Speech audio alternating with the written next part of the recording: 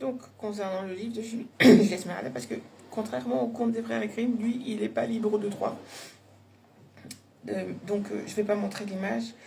Par contre, à la page 208, en fait, donc 207 et 208, elle explique donc la connexion qu'il y a donc avec les nattes et les tresses concernant le chromosome Y de l'ADN, comme je vous ai montré avec les artefacts précédents, les tresses des reines. Donc il va remonter tout le long de l'arrière et donc symboliser le serpent, mais pas n'importe lequel, c'est l'énergie triple, donc le triple Netcher, donc qui revient ici parce qu'il y a la représentation du Y, donc de l'ADN chromosomique, qui est donc au cire, donc le pouvoir, donc c'est le pouvoir le pouvoir triple. Et comme j'ai montré les artefacts précédents, ça va être symbolisé en fait par la physique des plasmas, donc l'énergie triple qui va permettre de dupliquer, mais à travers le génome mitochondrial. Donc il est question ici du serpent, et qui est représenté par le Wadjet, donc une entité féminine, le serpent féminin, donc le génome.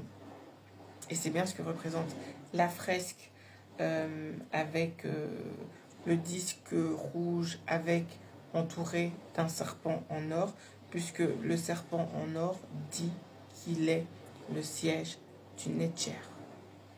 Et je vous ai montré c'était qui le siège du Netcher, c'est Hathor. Et c'est vrai que les tresses, quand on porte des tresses, quand on porte des nattes, c'est beau, c'est beau. Tu peux pas le dire, que ce soit il y a 6000 ans d'ici ou que ce soit aujourd'hui, porter des tresses, c'est très beau, très très beau. Même quand on n'en porte pas aussi, t'as vu. Mais c'est très beau, ça embellit le visage en fait, les tresses, toujours. Donc, petite trouvaille du livre pour vous inciter à l'acheter. Donc, c'est Juliette Esmeralda, les mystères du cheveu entre science et superstition. Voilà. Voilà. Et donc ici, à la page... Ça, par contre, je peux parler parce que c'est pas elle qui l'a écrit, mais elle reprend un extrait de quelqu'un qui a écrit quelque chose. Donc, à la page 194, concernant, donc ça fait référence au fractal. Je pose le décor pour pouvoir illustrer le cheveu. Après, on va faire, vous allez voir. Donc, il est dit, ici, à la page 194, donc de Peter Bembir. Je ne sais pas ce que ça veut dire. La nota bene, là, c'est quoi? Il cite Campbell, 2010, B, Acosino, 2007. Donc, c'est un extrait, donc c'est pas son écrit.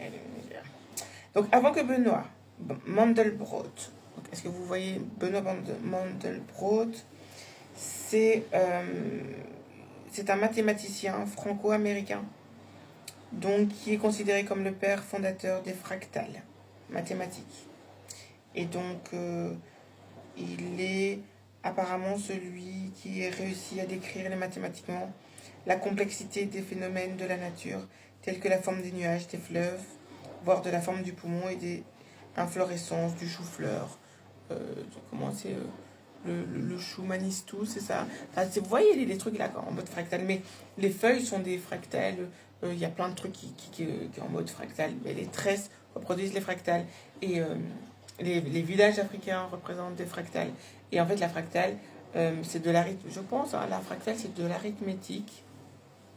Peut-être que je suis en train de dire une bêtise, j'irai vérifier après. C'est pas ça que je n'ai pas vérifié, parce que là, on est dans le symbolisme. Mais sur le plan mathématique, je pense que la fractale est une arithmétique, fait partie des connaissances qui amènent à l'arithmétique. Et l'arithmétique, je ne sais pas plus ce que je voulais dire par rapport à ça. Soit, je lis l'extrait, et puis après je passe à l'autre truc que je voulais expliquer aussi. Ce qui est très intéressant, parce que ici, elle montre le lien qu'il y a entre... donc, qui est appelé le principe de récursivité. Donc, le lien qu'il y a entre la spirale et la fractale concernant le cheveu afro. Donc, c'est là. C'est une super synthèse qu'elle a fait, maman. Soit. Donc, avant que Benoît Mandelbrot invente le terme fractal et ne révolutionne cette géométrie rejetée par les mathématiques et la physique traditionnelle, Les principes fractales étaient observables dans les dessins textiles africains, les jeux de société, la coiffure, l'urbanisme, l'architecture, les schémas de parenté et les systèmes de croyances dans les diverses complexités et liens qu'ils présentent entre l'homme, la nature et le monde spirituel. Je pense que c'était super important de préciser ça.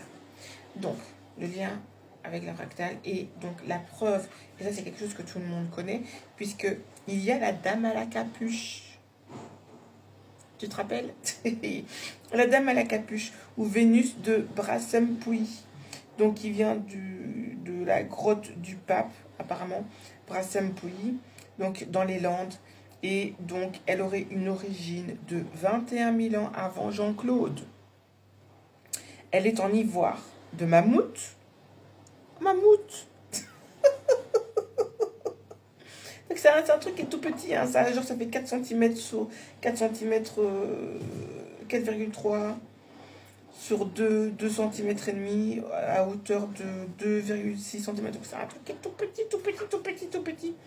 Donc qui se trouve à Saint-Germain-en-Laye, donc et qui se trouve au musée d'archéologie nationale en France. Je sais pas où c'est, j'aimerais bien y aller, mais j'ai vu, hein, ils ont un site internet où ils font des conférences aussi, et j'ai publié quelques conférences de là-bas. Je pense que je les ai publiées dans la bibliothèque. Je pense que je l'ai fait. Mais j'aime beaucoup leur site parce que j'ai pas regardé toutes les conférences. Il faut que je regarde dans les vidéos que je dois encore regarder. Je les ai pas toutes regardées, mais c'est deux dames comme ça qui font une conférence comme ça et qui parlent donc justement de cet artefact-là aussi. Donc il y a 21 000 ans, en fait, ce qu'on appelle l'homme caucasoïde. L'homme caucasoïde n'existait pas. Donc les blancs n'existaient pas. Donc la dame à la capuche, elle est noire. Mais les archéologues ne sont pas d'accord et tout. C'est une capuche, c'est pas des tresses. Par contre, je peux vous montrer la photo. Ah, chacun se fera son propre avis, ma biche. T'as vu? Soit. Il y a des gens qui sont de mauvaise foi, hein, c'est tout.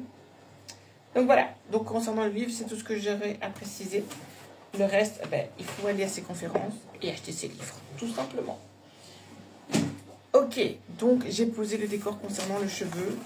Donc il y a un lien, et en fait c'est même plus qu'un lien entre la spirale, la fractale et le cheveu afro, parce que sa structure, je vous l'ai montré, hein, spiralée.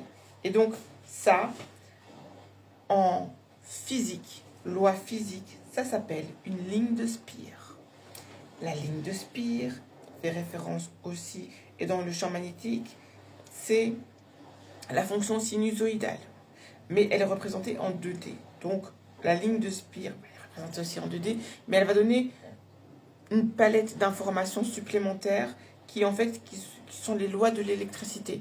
Donc les lois de l'électricité, il y a les lois de Coulomb, etc. C'est important parce que la loi de Coulomb, elle est dans la physique des plasmas. C'est juste ça, t'as vu?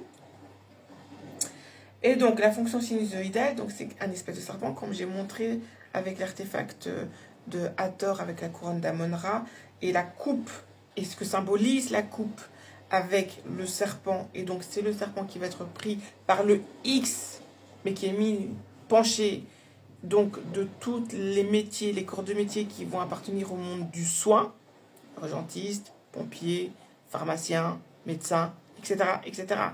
Parce que votre saine patronne, c'est Sekhmet. Elle est la déesse de la guerre. On peut voir ça comme ça aussi. Elle fait la guerre aux microbes, aux bactéries, aux nuisibles, aux parasites, aux perturbateurs, à tout ça. Elle vient rapporter l'équilibre. C'est pour ça qu'elle est associée à la mare. Le Ména d'Hathor. La vache et Hathor, Hathor et Sekhmet, Sekhmet et Hathor. Tu vois? Elles sont liées. Donc, avec la notion de ce qui symbolise Hathor, c'est le carré. Je l'ai montré avec l'artefact. Donc, la fonction sinusoïdale, donc c'est plus, moins, plus, moins, plus, moins, plus, moins. Et ça, c'est quel médonéther? Le médonéther qui va symboliser le R, non, le N, la lettre N, et donc qui est un filet d'eau, donc un serpent d'eau. C'est plié en fait. On continue, on va continuer, tu vas voir.